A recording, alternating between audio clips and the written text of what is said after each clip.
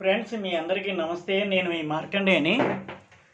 ఒక విషయం మీ ముందు ఉంచడానికి వచ్చాను. మనకి ఈ జరుగుతున్న పేదోళ్ళకి పెత్తందారులకి పోరాటం, ఎన్నికల పోరాటం. మనకి తెలియాల్సింది ఏంటి? ఇందులో పెత్తందారులు ఎవరు, పేదలు ఎవరు, పేదలకి ప్రతినిధి ఎవరు అనేది తెలియాలి. మొదటి నుంచి చెప్తున్నది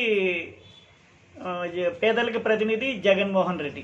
ఓకే, ఇక్కడ ప్రతినిధి మొత్తం పెత్తందారులు ఎవరనేది తెలియాలి, పెత్తందారులకి నాయకుడు ఎవరనేది తెలియాలి. ఒక విషయం మేము ముందు ఉంచాలి.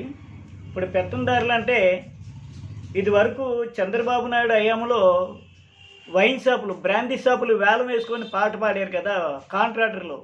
వాళ్ళు ఇసుక ర్యాంపులు కాంట్రాక్టర్లు వేలం పాడారు కదా వాళ్ళు కాంట్రాక్టర్లు.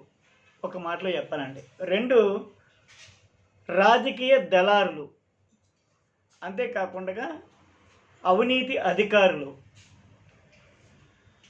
అదొకటి ఎల్లో మీడియా ఉంది, రామోజీరావు, రాధాకృష్ణ, TV5, అట్లాగే మహాన్యూస్. వీళ్ళు కూడా చంద్రబాబు నాయుడు ముఖ్యమంత్రిగా ఉంటేనే వాళ్ళు కబ్జా చేసిన భూములు నిలబడతాయి, లేకపోతే వాళ్ళ డబ్బులు వాళ్ళ భూములు లాగేసుకుంటారు. కోర్టులో ఫైట్లు జరుగుతున్నాయి. మన రామోజీరావు చూస్తున్నాం కదా, ఆల్రెడీ మార్గదర్శికి సీల్ వేసారు. అట్లాగే రామోజీ ఫిల్మ్ సిటీ ఉంది కదా, దానికి కూడా త్వరలో వేస్తారు. దాని మీద కూడా ఫైట్ జరుగుతుంది. అమరావతిలో బినామీ పేర్ల మీద భూములు కొన్నారు రాధాకృష్ణ, రామోజీని. ఇవన్నీ కూడా బయటపడతాయి ఈ చంద్రబాబు నాయుడు రాకపోతే.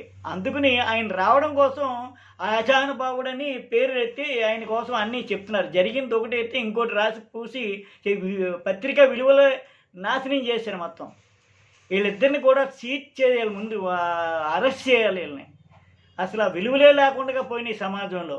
జరుగుతున్నది ఒకటేది, చెప్తున్నది ఒకటి. కాబట్టి మిత్రులారా, మనం గమనించాల్సింది ఏంటంటే, ఈ పెత్తందారులు అనేవాళ్ళు చంద్రబాబు నాయుడు నాయకత్వం వహిస్తున్నాడు.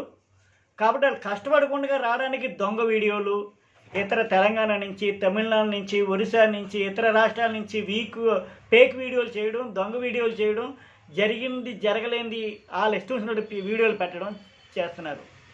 అంతే. ఇక్కడ మనం గమనించాల్సింది ఏంటంటే, ఈ వీడియోల్లోనూ చూసింది మనం నమ్మడం కాదు. ఇప్పుడు చంద్రబాబు నాయుడు ముఖ్యమంత్రిగానే అనుకుంటున్నారు. ఇప్పుడు ఎవరంటే రామోజీరావు, రాధాకృష్ణకి ఇప్పుడు చంద్రబాబు నాయుడు ముఖ్యమంత్రిగా అనుకుంటున్నాడు ఆయన. అందుకనే ఆయన్ని హైలైట్ చేస్తున్నాడు అనమాట. ఇక్కడ జగన్కి మనం దెబ్బ తగిలితే కామెంట్లు దాని మీద ఎటకారం కామెంట్లు. కాబట్టి రేపు జరగబోయే ఎన్నికల్లో మనం ప్రజల ప్రతినిధిగా ఉన్నటువంటి జగన్ని గెలిపించాలంటే మన ఓటు, 2 ఓట్లు కూడా ఫ్యాన్ గుర్తుకే వేయాలి. 2 ఓట్లు కూడా ఫ్యాన్ గుర్తుకే వేయాలి. ఇది మాత్రం గుర్తుపెట్టుకోండి. పెత్తందారులు చాలామంది మనల్ని కంపిస్తారు, కవ్విస్తారు, మిస్మేనేజ్ చేస్తారు. మేనేజర్ మొత్తం ఇప్పలాటం చేసి మనల్ని మార్చడానికి ప్రయత్నం చేస్తారు. కానీ ఒక్కరు గుర్తుపెట్టుకోండి, పేదవాడు ఎప్పుడు కూడా ఒక పూట భోజనానికి రుణపడి ఉంటాడు.